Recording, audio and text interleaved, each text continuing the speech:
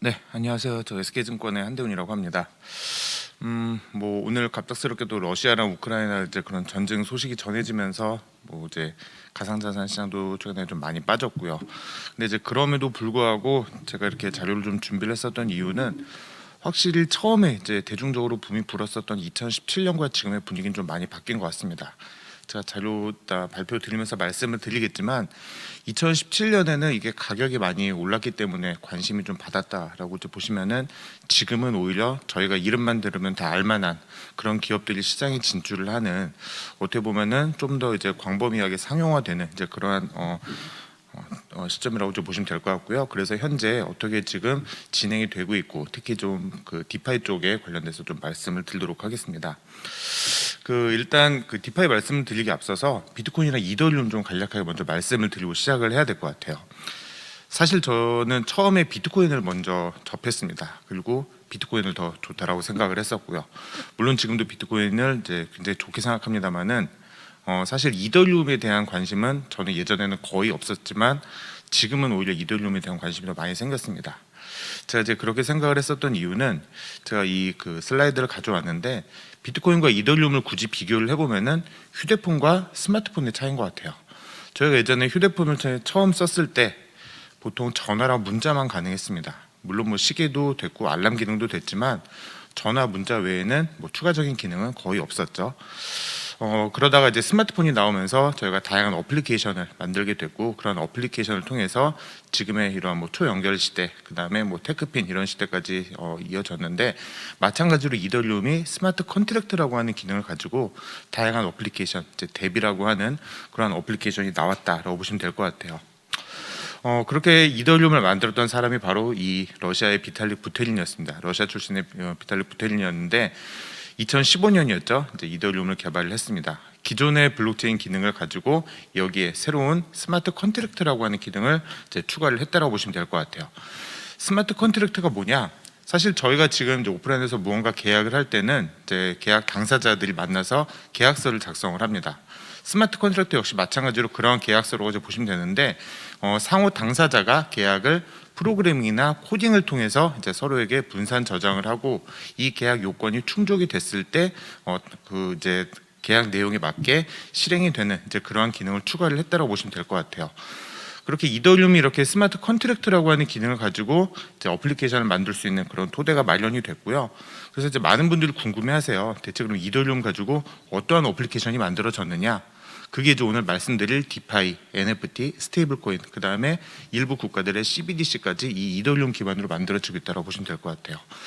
아마 그 전 세계 지금 저희가 알고 있는 디파이, NFT의 85% 이상은 다 이더리움 기반으로 만들어졌다라고 보셔도 무방할 정도로 이더리움은 이 스마트 컨트랙트라고 하는 기능을 가지고 다양한 어플리케이션을 만들고 있다라고 보시면 될 것 같습니다. 네. 그래서 이렇게 이더리움을 이렇게 성장을 할 수 있었던 그 대표적인 어플리케이션 두 개를 말씀드리면은 NFT와 디파이인 것 같아요.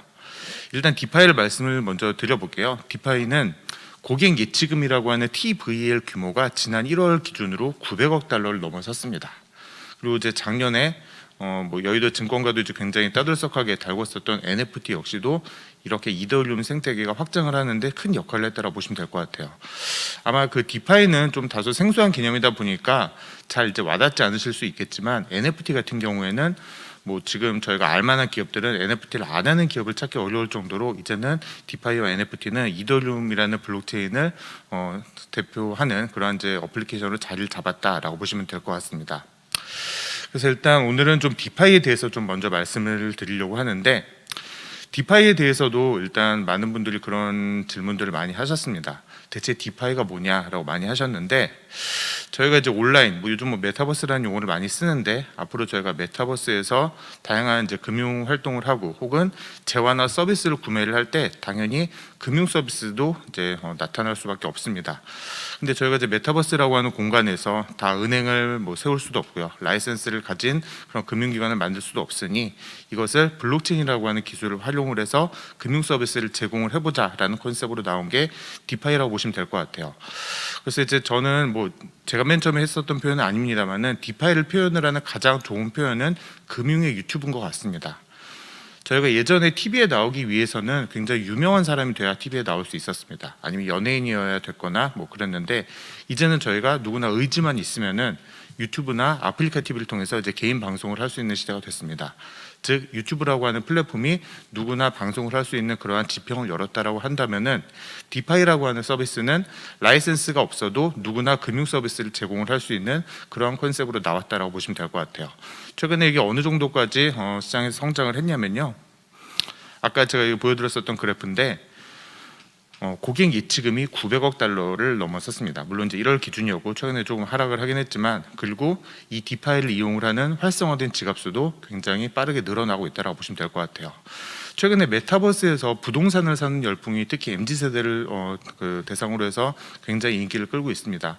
지금 저희가 실제로 부동산이나 땅을 사기가 어려우니 그냥 메타버스 공간에서라도 사자라고 하는 그런 이제 자주 섞인 목소리들이 MZ세대를 이제 중심으로 해서 나오면서 이렇게 부동산을 사는 이제 그러한 활동들도 많아지고 있는데, 그렇게 부동산을 사는 NFT 등기를 가지고 담보를 받고 대출을 받는 그러한 서비스까지 확대가 되고 있다고 보시면 될 것 같아요. 그래서 처음에 그 디파이라고 하는 서비스는 저희가 탈중앙 거래소라고 하는 덱스, 그다음에 여기에 이제 고객의 자금을 예치를 하고 그다음에 이제 거기서 이자를 받는 이러한 금융 서비스에 이제 국한이 돼 있었다라고 하면은, 지금은 이제 NFT를 통해서 담보와 대출을 받을 수 있는 서비스까지 확장이 됐고요. 여기에 보험이나 자산 운용까지 확장이 되고 있는 그런 상황이다라고 보시면 될 것 같아요. 그래서 이 표가 그 전 세계에 있는 모든 디파이 플랫폼의 고객 예치금을 기준으로 해서 순서를 좀 세워본 그런 표라고 보시면 되는데, 보시면은 그 카테고리가 굉장히 다양해졌습니다. 이게 불과 몇 년 전까지만 해도 대부분은 덱스와 랜딩에 그쳐 있었는데, 이제는 자산운용이라든지 파생상품 이런 쪽으로도 확대가 되고 있다고 보시면 될 것 같습니다. 물론 아직도 가야 될 길이 멀지만 지난 몇 년간의 성장세를 이제 생각을 해보면은 굉장히 빠르게 발전을 하고 있다라고 보시면 될 것 같습니다. 특히 이제 외국에서 이제 관심을 많이 가지고 있는데요. 저희가 이제 미국 쪽 트렌드를 이제 앞으로는 좀 잘 유념해서 지켜봐야 돼요. 저희가 이제 미국 쪽 트렌드를 유념해서 지켜봐야 되는 이유가 그 왼쪽에 있는 그래프입니다. 왼쪽에 여기 노란색으로 표시된 그래프가 미국 쪽으로의 자금 유입이고요.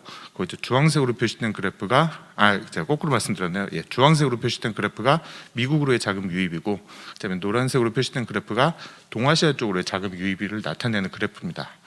보시면 이제 저희가 처음에 비트코인이 대중적으로 알려졌을 때, 그때는 아시아 쪽으로 자금이 많이 유입이 됐어요. 저희가 이제 다시 생각을 해보면은 그때 한국과 중국의 일본의 거래 대금이 전 세계의 대부분을 차지할 정도로 굉장히 아시아에서는 인기가 많았습니다. 반면에 이제 그 당시에 미국 쪽으로의 자금 유입은 오히려 유출이 됐었습니다. 근데 이제 지금의 상황을 생각을 해보면은 오히려 미국 쪽으로 자금이 유입이 되고 있다라는 것을 이제 그래프로 확인을 해볼 수가 있죠. 그래서 이제는 아시아가 아닌 미국 중심의 시장으로 이제 넘어갔고요. 특히 이제 저희가 기업을 봐야 되는 이유, 그 오른쪽에 있는 그래프인데, 오른쪽에 있는 그래프가 그 전 세계 거래소가 보관을 하고 있는 비트코인 보유 수량이다라고 보시면 될 것 같아요. 이 그래프가 의미하는 게 무엇이냐면은, 가령 저 같은 일반 투자자나 그다음에 이제 개인 투자자 같은 경우에는 비트코인을 사기 위해서 거래소에 가입을 하고 그다음에 비트코인을 구매를 한 다음에 그냥 거래소에 보관을 합니다. 근데 이제 기업이나 기관 투자자 입장에서는 거래소에 보관을 하는 것이 아니라 자체적인 디지털 지갑에 보관을 하거나 혹은 수탁 서비스를 이용을 한다라는 거죠. 그래서 저 그래프, 즉 전 세계가 보유하고, 그러니까 전 세계 거래소가 보유하고 있는 비트코인 보유 수량이 감소한다라는 것의 의미는, 이제는 개인 투자자가 아닌 기업이나 기관 투자자의 그 시장 진출이 늘어났다라는 것을 의미를 합니다. 이걸 이제 재무제표로도 확인을 할 수가 있는데, 코인베이스입니다. 지금 뭐 미국 나스닥에 상장이 된 전 세계 거의 유일한 그 암호자산 거래소라고 보시면 되는데, 보시면 2018년까지만 해도 개인 투자자 비중이 더 높았습니다. 근데 이제 최근에는 기관 투자자 비중이 70%에 다다를 정도로 이제는 시장의 무게 중심이 아시아에서 미국, 그다음에 개인 투자자에서 기관 투자자 혹은 기업으로 많이 넘어갔다라고 봐주시면 될 것 같아요. 그럼 결국에 저희가 앞으로 이제 미래를 준비하기 위해서는 미국에 있는 기업들이 어떤 걸 하고 있나를 이제 보는지가 중요합니다. 그래서 제가 그 미국의 기업들이 어떻게 준비를 하고 있나 이렇게 뭐 조사를 해보다 보면은, 사실 여기에 있는 사진 3개를 뽑기가 굉장히 어려웠어요. 그만큼 지금 저희가 알만한 기업들은 다 NFT 쪽에는 관심을 가지고 있다고 보시면 될 것 같습니다. 그래서 일단 그 지금 현재 미국에 있는 기업들이 관심을 가지고 있는 것은 일단 NFT라고 보시면 될 것 같아요. 근데 굉장히 아쉬운 얘기입니다만은 뭐 저희 같이 그 금융업에 종사하는 사람들 입장에서는 사실 이렇게 됐을 때 저 NFT를 발행할 수 있는 컨텐츠를 가지고 있는 회사가 금융 쪽에는 많지 않다 보니까 저렇게 됐을 때 저희는 사실은 저 커지는 시장을 옆에서 바라볼 수밖에 없는 상황입니다. 근데 이제 또 그렇다는 건 이제 꼭 그런 게 아닌 것이 바로 이제 이 차트인데요. 왼쪽에 있는 그래프가 이게 제가 저 위에 제목을 가지고 이제 설명을 드리면은 저걸 이제 비트코인 차트로 오해하시는 분들도 계신데 금 차트입니다. 근데 금 가격이 총 여지껏 세 차례의 대세 상승이 나타났었죠. 70년대 닉슨 쇼크 이후에 이제 대세 상승이 있었고요. 최근에 이제 상승을 하고 있고 저희가 주목을 하는 것은 바로 2000년대 중반, 즉 2004년 이후에 비트코인 금 가격 상승을 주목을 했습니다. 저때 금 가격이 올랐었던 이유는 저때 금 ETF가 처음 출시가 됐기 때문입니다. 그러면서 일반 투자자들 혹은 개인 투자자들이 금에 투자할 수 있는 그러한 그 상황이 이제 펼쳐지면서 개인 투자자들이 이제 금을 사기 시작을 했었죠. 작년 10월에 미국의 그 비트코인 선물 ETF가 출시가 됐습니다. 근데 상장 첫날 신기록을 세웠죠. 상장 첫날 기준으로 거래 대금이 역대 두 번째로 많은 ETF로 기록을 남을 정도로 굉장히 빠르게 자금 유입이 나타났습니다. 즉 컨텐츠나 NFT 쪽에서는 지금 당장 금융회사 입장에서 할 수 있는 게 많지는 않지만 저렇게 금융과 관련된 분야에서는 오히려 가능성이 있다라는 것이 지난 2004년에 금 ETF, 그다음에 작년 10월에 비트코인 선물 ETF에서도 어느 정도 검증이 됐다고 보시면 될 것 같아요. 근데 이제 문제는 금융기업들도 굉장히 관심이 많습니다. 그리고 하고 싶지만 할 수 못했었던 이유가 그동안 투자자 보호, 그다음에 신뢰가 없었다라는 게 항상 걸림돌이었습니다.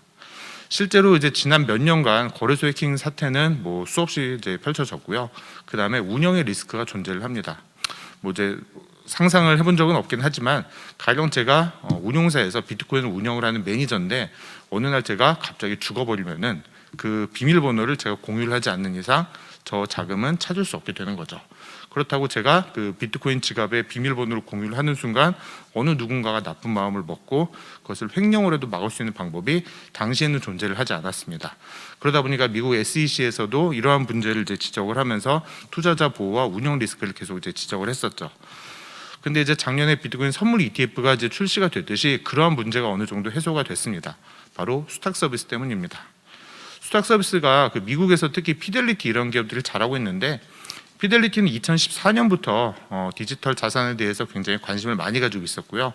2018년에는 뉴욕주를 중심으로 해서 수탁 서비스 라이센스를 취득을 했습니다. 그래서 지금 저희가 알고 있는 해외에 그 상장이 되고 있는 비트코인과 관련된 ETF의 수탁 업무를 피델리티가 대부분 담당을 하고 있다라고 보시면 될 것 같고요. 이러다 보니까 국내에서도 은행들, 그다음에 최근에는 이제 모 금융그룹까지 이 수탁 서비스의 진출을 선언을 할 정도로 이쪽으로 빠른 그 금융회사들의 진출이 이어지고 있고요. 이렇게 금융회사들의 진출이 이어지면은 이들 금융회사 역시도 이제 굉장히 매력적인 새로운 비즈니스 모델이 되겠고 다른 기업들도 저러한 그 신뢰 있는 금융기관에게 수탁 서비스를 이제 대행을 하면서 다양한 서비스를 할 수 있다라고 보고 있습니다.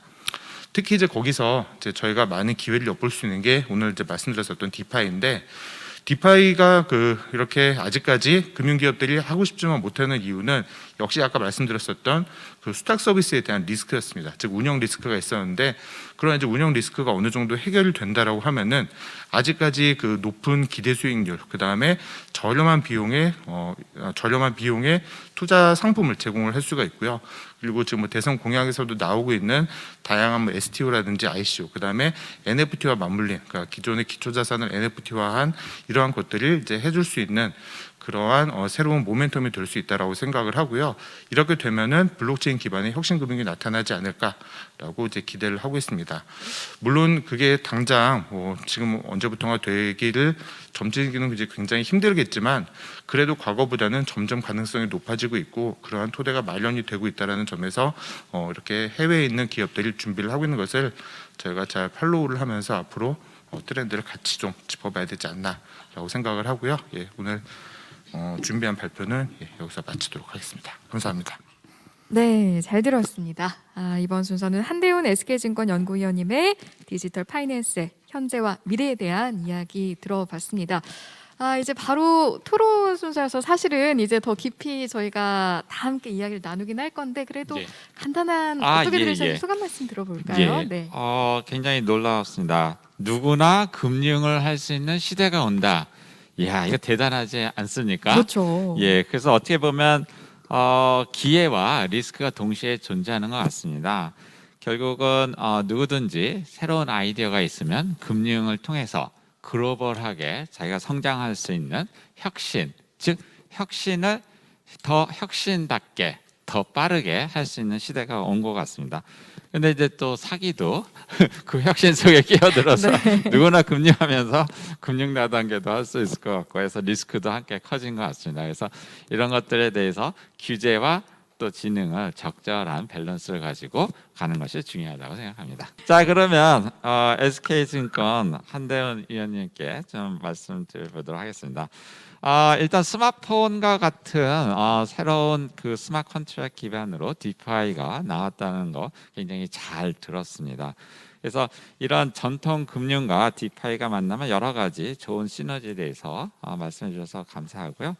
그렇다면은 이런 디파이가 관리 주체 없이 신뢰성 있게 돌아간다면, 그리고 일반 사람들 투자자들에게도 그의 신뢰를 얻어간다면 기존 금융의 CFI죠, Centralized Financing, 그죠?